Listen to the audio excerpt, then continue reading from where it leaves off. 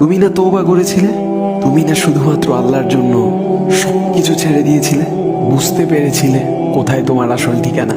ভুলে গেছো? আবার কোন পাপ তোমায় গ্রাস করে নিল? তুমি তো সেই যে নিজের পাপের প্রতি অনুতপ্ত হয়ে সিজদায় পড়ে অঝরে কেঁদেছিলে। তাহলে আবার কেন দুনিয়ার ধোকায় পড়ে গেলে? কেন ভুলে গেলে কোথায় তোমার আসল গন্তব্য? তুমি কি হার মেনে নিয়েছো নফসের কাছে? তুমি এত দুর্বল? ভুলে গেছো তুমি কার বান্দা? কে তোমার রব? তোমার রব তো সর্বশক্তিমান। সর্বশক্তিমানের বান্দা আবার কখনো দুর্বল হয় নাকি? মৃত্যু পর্যন্ত লড়ে যাও তুমি। শয়তানকে দেখিয়ে দাও তোমার ইমানের পাওয়ার।